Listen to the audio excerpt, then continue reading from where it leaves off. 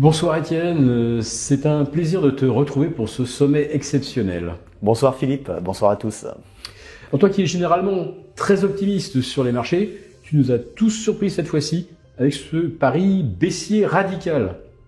Et je te rejoins malheureusement dans tes analyses. Alors, parlons-nous un peu de cette situation. Quand tu parles de deep short et fais une comparaison avec le big short, qu'est-ce qui t'amène à faire ce parallèle aussi saisissant? J'ai choisi ce nom-là parce que je pense qu'il y a quand même des similitudes de plus en plus importantes entre la crise des subprimes, telle qu'elle était en 2008, et la situation actuelle de l'Europe. Dans les deux cas, ça part d'un gros malentendu qui a été alimenté par les médias mainstream et la presse économique, qui donnaient des fausses informations aux acteurs économiques, aux investisseurs, pour qu'ils prolongent de manière indue une tendance qui n'avait plus de fondamentaux. Pour la crise des subprimes, on sait ce que c'est. Le narratif de base, c'était que l'immobilier américain ne pouvait que monter, qu'on pouvait toujours refinancer son habitation et s'enrichir en réempruntant sur un bien qu'on ne possédait pas vraiment. Et quand la musique s'est arrêtée, tout le monde s'est retrouvé le cul par terre, si tu me passes l'expression. En Europe, c'est un petit peu différent. Le gros problème de base, c'est qu'on n'a plus d'énergie bon marché. Alors, pour tout un tas de raisons, sans m'appesantir là-dessus, on a quand même commencé par se tirer une balle dans le pied avec une transition énergétique qu'on fait pour des raisons pseudo-écologiques. Donc, on s'interdit d'avoir de l'énergie bon marché et abondante. Après ça, avec l'invasion de l'Ukraine, on a décidé de se couper plus ou moins volontairement des approvisionnements russes. On a eu beau jeu de dire qu'on arrivait à se sevrer du gaz russe et que l'économie européenne tournait très bien sans. Le gaz russe était quasiment 50% de notre consommation de gaz avant l'invasion de l'Ukraine. On a baissé notre consommation de gaz de 20% et aujourd'hui, le gaz russe, c'est 20% de notre consommation. Donc, autant dire qu'on n'a pas gagné grand-chose en termes d'approvisionnement énergétique et de sécurité. Dans le même temps, cette baisse de consommation en Europe, on dit qu'elle a été choisie, en réalité, elle a été plutôt subie. Quand on demande aux industriels allemands s'ils sont contents d'avoir baissé leur consommation de 20%, sachant qu'ils ont aussi baissé leur production de 20%, et je parle même pas de l'effet ciseau sur les résultats nets et les bénéfices, clairement, ils sont pas aussi optimistes que ce qu'on lit dans les médias. Donc il y a ce problème de l'énergie bon marché, il y a ce problème de la transition énergétique, et d'ailleurs on n'est toujours pas arrivé au bout. On le voit au niveau de l'Europe avec l'interdiction imminente de la vente des véhicules thermiques, ce qui est une hérésie complète. L'industrie, même automobile, n'est pas prête et ils sont pas tous du coup d'accord, alors que ça porte le marché de la voiture électrique. Ils auraient intérêt tous à être derrière cette loi, ils le sont pas. Et en France, plus près de chez nous, c'est le scandale des diagnostics énergétiques sur l'immobilier, où encore une fois on se tire une balle dans le pied, où les estimations font penser qu'on va perdre jusqu'à 40% du parc locatif, ce qui est complètement fou si ça se fait. Donc tout ça, ce sont des petites choses qui s'ajoutent, et en cette fin d'année, on va vers un ralentissement économique fort qui n'est pas encore pricé par les marchés, d'autant plus que d'un côté, on a les boîtes européennes qui sont en baisse et les boîtes asiatiques qui sont ravies de faire du low cost là où les Européens ne peuvent plus se placer. Donc ça fait vraiment un effet ciseau mortel pour notre tissu économique. Là, est-ce qu'on a touché le fond ou on peut faire encore pire? Est-ce que l'Europe peut se rendre encore plus vulnérable qu'elle ne l'est déjà? L'Europe, elle a quand même cette faculté que tout le monde lui envie, qui est de se lier des mains dans le dos et puis espérer comme ça faire des batailles à l'échelle internationale. On a une accumulation de facteurs négatifs. J'en parlais tout à l'heure. Ce sont des choses qu'on s'est créées nous-mêmes. On a des fondamentaux économiques qui sont mauvais, sur lesquels on ne peut rien. On peut rien contre la démographie. On peut rien contre le fait qu'on n'ait pas des champs pétroliers de partout. Mais on est quand même maître de notre destin sur les règles qu'on s'impose. Je pense notamment maintenant aux barrières douanières, ce genre de choses, ou aux réglementations qui sont de plus en plus importantes. On a aussi un jeu politique qui est absolument hallucinant. Là, encore une fois, tant au niveau européen qu'au niveau français, quand on voit les décisions qui sont prises. C'est presque du masochisme. Et à côté de ça, on a des entreprises qu'on sacrifie, qu'on pousse à la limite de leur rentabilité et même de leur survie, en leur imposant des choses qu'elles ne peuvent absolument pas respecter. Donc on a ce tissu politique qui tient le tissu économique à la fois à bout de bras par des subventions, mais qui en même temps lui maintient la tête sous l'eau. Et dès que le curseur est poussé un peu trop loin, ce qui a été fait là ces derniers mois, on va vers des baisses de chiffre d'affaires, ça c'est déjà acté. Maintenant on est sur des baisses de rentabilité, et la question se pose même pour certaines entreprises de leur survie. Bon, les conditions que tu décris, elles ont déjà provoqué une hécatombe. On en est à 63 000 entreprises sur 12 mois, mais là de taille petite et moyenne, qui sont allées au tapis. Est-ce que, à partir de maintenant, on peut pas redouter maintenant que ce soit également des grosses entreprises qui baissent le pavillon? Eh ben, là est effectivement le problème. De toute façon, c'est quelque chose qui se fait par vagues. Alors comme tu dis, les premiers maillons ont commencé à sauter, hein, les petites entreprises.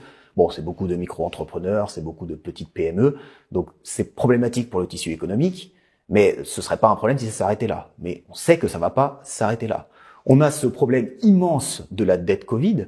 Alors il y a les prêts garantis par l'État, hein. On sait qu'ils ont été accordés à tour de bras pendant la pandémie, notamment d'ailleurs accordés à des entreprises qui n'avaient absolument pas l'intention de les rembourser.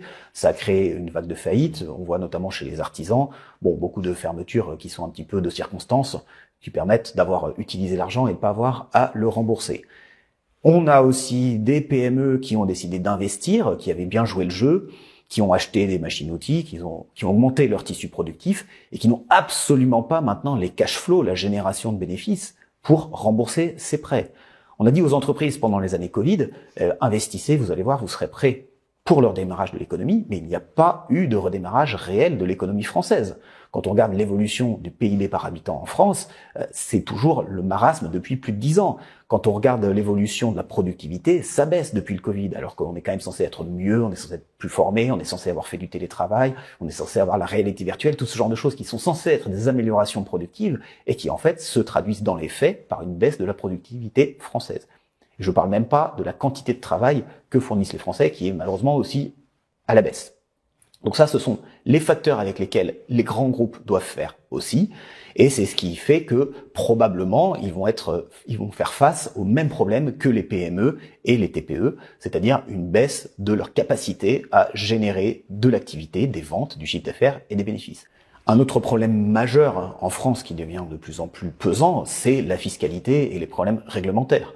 Alors la réglementation, on a toujours aimé ça, mais là on voit qu'il y a une véritable foire d'empoigne sur quel groupe politique inventera les nouveaux impôts, les nouvelles assiettes et augmentera tous les seuils pour faire payer le plus possible de gens. C'est quand même pas souvent dans notre histoire qu'on a eu un tel consensus dans tout le spectre économique sur le fait qu'il fallait faire payer les autres, tous les autres et le plus possible.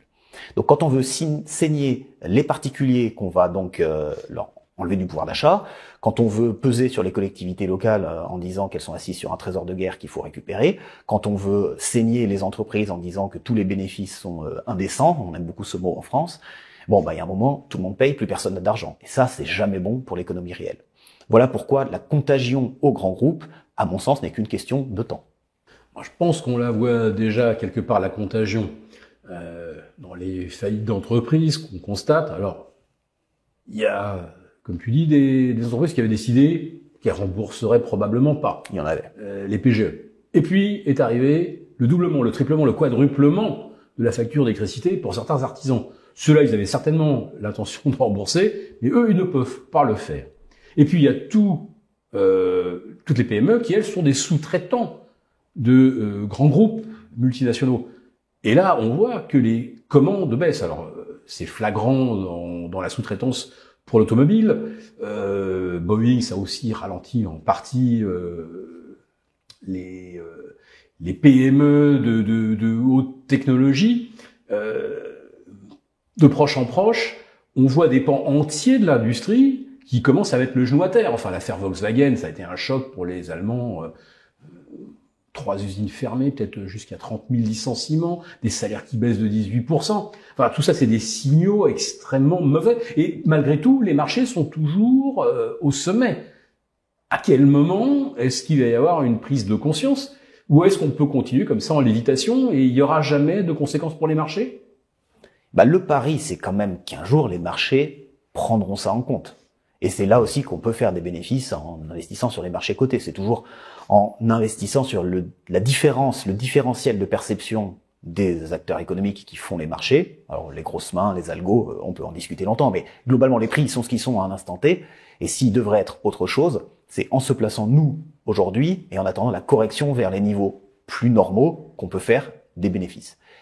Il Il y a une inconscience quand même d'une majorité d'investisseurs, il y a une confiance excessive dans une reprise parce qu'on sait qu'il faut buy the dip, comme disent les Anglais.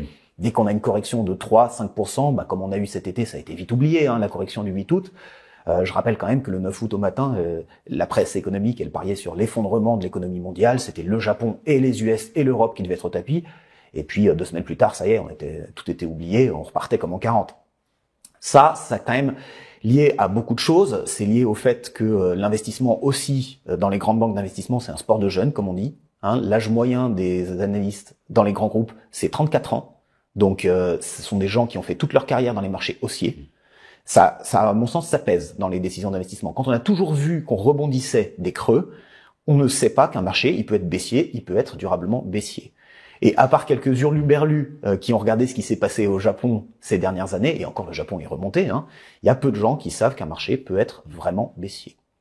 Donc cette confiance excessive, elle se traduit par des achats excessifs et le sentiment qu'on a une stabilité, ou au moins un ressort qui doit toujours nous reprendre vers le haut, parce que les choses finissent toujours par s'arranger.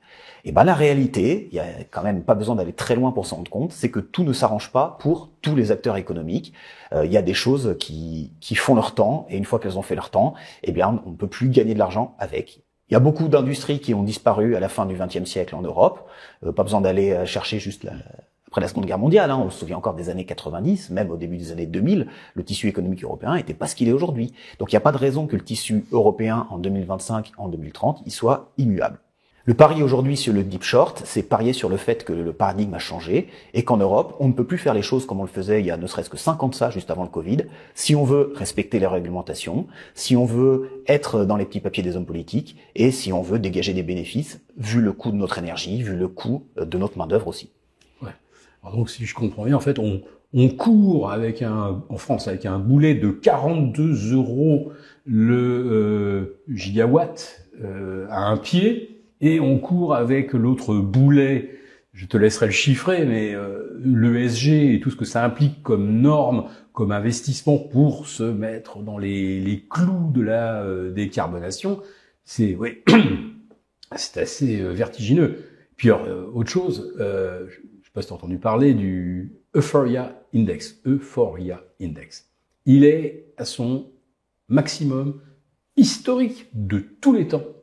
On arrive là, novembre 2024, avec un euphoria qui est 25-30% au-delà de ces sommets de la bulle des dot-com. Et jamais le particulier américain n'a été autant investi sur les entreprises américaines. Et il a raison, vu que les entreprises américaines n'ont jamais été aussi bien valorisées. C'est vrai. Mais tout va bien. Il y a, aux États-Unis, il y a quand même une capacité, effectivement, de générer de la marge. La productivité, elle est encore là.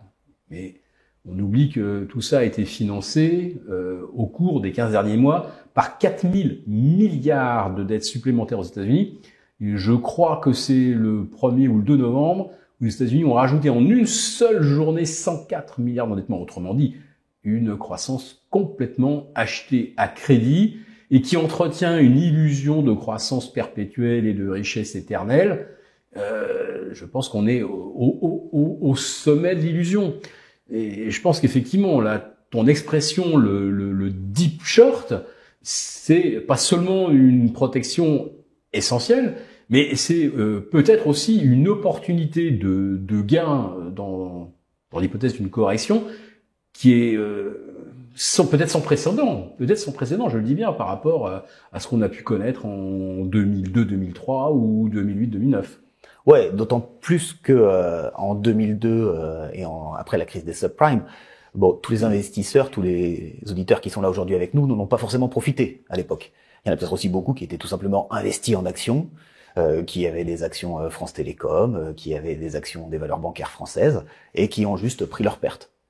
Donc peut-être qu'aujourd'hui, pour ceux qui étaient là à cette époque en bourse, c'est l'occasion de voir les choses différemment, dans un contexte qui est très similaire, et de faire ce qu'ils n'ont pas eu l'occasion de faire à l'époque.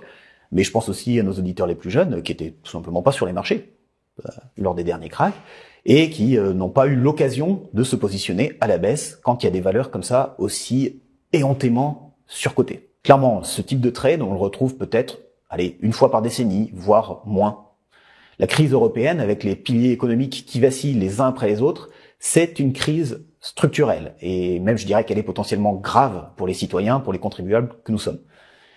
Dans le même temps, elle nous offre une chance rare de multiplier notre mise de manière fulgurante, tout simplement en anticipant l'effondrement, parce que justement le gros de la population, le gros des investisseurs et même beaucoup d'institutionnels n'arrivent pas à l'imaginer.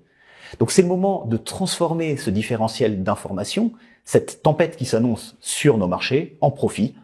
Un coup de maître pour ceux qui peuvent voir au-delà des illusions. Oui, au-delà des illusions et au-delà du narratif. Ah bah, on pouvait pas prévoir. Personne l'avait vu venir. C'est ça, personne l'avait vu venir comme la fois précédente, comme pendant les dot-com. Donc, Étienne, si tu devais donner un conseil à un investisseur qui nous écoute aujourd'hui, quelqu'un qui hésite encore et se demande s'il doit vraiment prendre cette menace au sérieux, que lui dirais-tu? Eh ben, je lui dirais de se poser une question toute simple. Le genre de question à laquelle on peut répondre quand vraiment on s'interroge dans son fort intérieur, parce que c'est crucial. Si on part du principe que les piliers économiques européens, donc certaines valeurs qu'on a peut-être soi-même dans son PEA, si ces valeurs voyaient leur cours en bourse s'effondrer, est-ce que je serais prêt à en payer le prix? Est-ce que je serais prêt à attendre peut-être des décennies qu'elles remontent, voire qu'elles ne remontent jamais? Ma conviction, c'est la suivante. Certaines des entreprises encore considérées aujourd'hui comme des valeurs intouchables, les espèces de vaches sacrées du marché, donc on ne peut absolument pas dire du mal, ces valeurs intouchables en Europe sont sur le point de voir leur cours de bourse se casser la figure. Donc, à l'issue du sommet, je pense que tout le monde comprendra pourquoi j'en suis convaincu. Le deep short, c'est plus qu'une simple stratégie, c'est vraiment l'opportunité d'être parmi les précurseurs, ceux qui sauront certainement tirer parti de cette crise, là où d'autres pourront voir leur portefeuille s'évaporer. Réaliser un coup de maître, c'est vraiment ça l'enjeu. Donc, ça demande un petit peu de se préparer à ça, ça demande audace et anticipation, tout simplement pour être capable de profiter de cette chance. Il faut être prudent, mais il faut pas rester passif. Parce qu'on est à un moment, pour moi, où les marchés et donc les portefeuilles arrivent à un point de bascule. Donc c'est le moment pour les investisseurs de choisir son camp, gagnant ou perdant. Parce qu'il n'y aura pas de juste milieu, clairement. Oui, pas de juste milieu ou pas d'illustration de l'adage, pas vendu, pas perdu. Alors, comme tu disais, faut pouvoir tenir 15 ans. Ça, faut les avoir, 15 ans.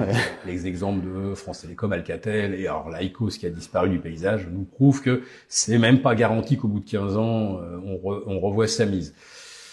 Bah écoute, Étienne, merci pour cette analyse sans concession. Je pense que tu as réussi à nous faire comprendre, à nous faire prendre conscience de la gravité de la situation, des excès dans lesquels on évolue.